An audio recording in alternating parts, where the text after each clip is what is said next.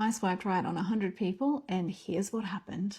Hi, my name is Carla. I am a 44-year-old woman. I am a cougar. I am dating, and this is the swipe experiment. This swipe experiment took place back in 2021 when I got so tired of men telling me that dating was so easy for women that I decided to document 100 matches just to see what would happen. I was 40 years old at the time. The experiment ran for 3 months. I was single and I was looking for just something casual from dating. Of the 100 matches, 35 came from Tinder, 26 came from Bumble, 19 from Hinge, 12 from Field, and 8 from Fab Swingers. If you're new around here, I am bisexual, so I match with 96 men and 4 women because I continue to be terrible at dating women. The ages were from 21 to 40 and the average age of my matches was 26. Of the 100 matches, 87 didn't even make it off the apps. 38 never even replied to my first message. I do always message first. 15 unmatched immediately after matching with me. 12 had absolutely dead chat. They didn't ask questions or there was no chemistry. 12 got sexual and 3 ended up living at a distance. They had set their location to London but actually lived elsewhere. 2 flaked on dates that we had arranged. 2 unmatched when I set boundaries. 1 was a catfish, refused to verify themselves. 1 was not over an ex. And 1 woman came with a surprise husband. A whole 13 matches got my phone number. Amazing. 6 were from Bumble, 3 from Fab Swingers, 3 from Tinder, and 1 from Hinge. At this point, there were 12 men and 1 woman, and the average age of the people was 28. Of the 13 people that got my phone number, 8 did not make it to a date. 5 ended up being time wasters and then eventually ghosted me. 2 ended up being catfish, again, wouldn't verify when I became suspicious, and 1 hadn't read my profile properly, and it ended up that we weren't after the same things. So, 5 made it to a date.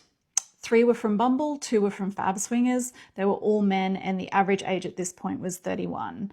3 dates lacked chemistry, unfortunately. 1 date went very well, but unfortunately he went and signed up to my spicy site after our first date with explicit instruction not to do that. And 1 date was not over his ex. That's a whole other story I need to address another time. So to sum up the swipe experiment, there were 100 matches, of which I had 5 first dates and 0 second dates. So my conclusion from this is that dating is difficult for women too. This is a message for my single moms. Please do not let anybody tell you that raising your child in a one-parent household is somehow a bad thing. That's bullshit, okay? And I'm gonna tell you why. My son, first of all, it's been me and my son ever since he was born. It's always just been me and him. He has his dad in his life. I'm with him full time. He is the most well-behaved kid ever. I mean, I get compliments all the time about Dion is the sweetest, Dion's so respectful, Dion's so well-behaved, and he doesn't have a 2-parent household. I don't think it matters if a kid is raised in a 2-parent household or a 1-parent household. What matters is the values that you instill in your child and how you treat your child and your guys' bond and relationship. That's what's important. That is what makes character and builds character, not because of the fact that they have a 1 or 2-parent household. What? He's actually perfectly fine. Don't let anybody tell you that your kid's gonna turn out wrong if they're not in a 2-parent household. Bruh.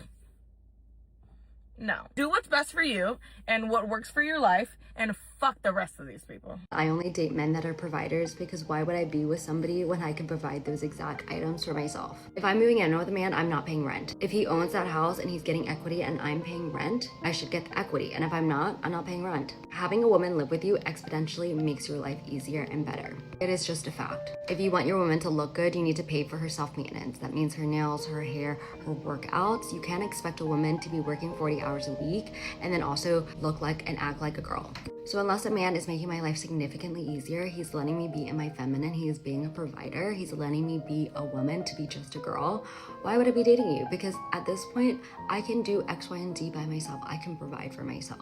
So in order to date me, you're gonna have to take over the provider role and you have to let me be a lady. And the funny thing is the people that will disagree with me are gonna be the broke boys, the ones who are calling you gold diggers. I mean, you can't be a gold digger when you can buy these things yourself. The only people that are gold digging are the ones that are going 50-50. Think about it, how pathetic is it for you to be a man and you can't provide? Like, what is the point of you being a man if you're not providing? Okay, so here's the scenario. You start dating a girl. She has like sugar daddies or an OnlyFans account. Maybe you didn't know about the account. Things are getting hot and heavy. You find out about this account. Do you A, leave her because she's cheating on you? B, respect the hustle?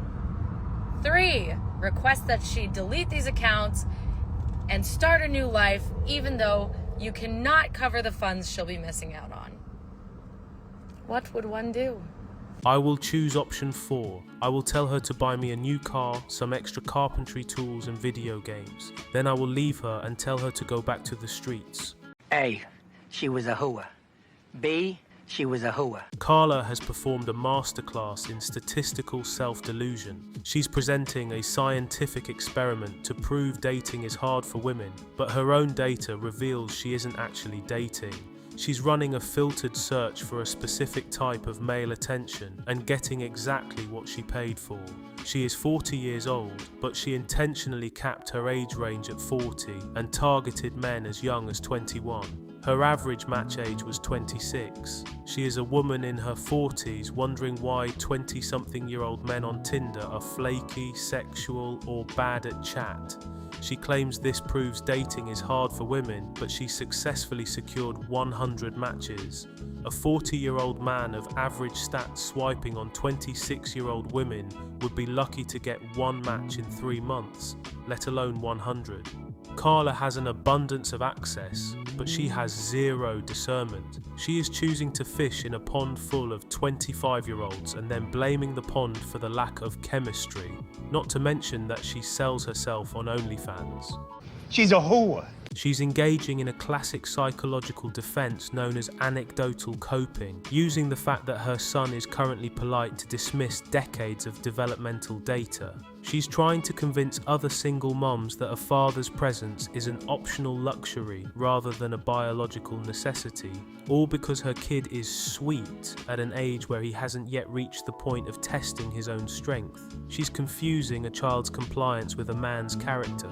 A well-behaved boy in a fatherless home isn't proof that the system works. It's often just a boy who has learned to mirror his mother's emotions because he has no masculine archetype to help him navigate his own. If she admits that a 2-parent household is objectively superior for a child's long-term success, she has to admit that her own life choices have placed her son at a disadvantage. Instead, she tells women to do what's best for you, which is the rallying cry of the modern narcissist, prioritizing her own comfort and freedom over the stability her son needs to become a competent man. That is fucked up. She is presenting the ultimate modern paradox, the independent woman who is desperate to retire. She claims she can provide for herself, yet her entire dating strategy is a frantic search for a man to take over her bills so she can focus on the work of being just a girl. She's trying to sell a transaction as a spiritual awakening, calling it being in her feminine. But let's be real, feminine energy is quickly becoming the preferred euphemism for unemployed with a skincare routine. She asks, what is the point of you being a man if you're not providing? A question that reveals she views men not as humans, but as walking ATMs with a pulse. She isn't looking for a provider to build a family with.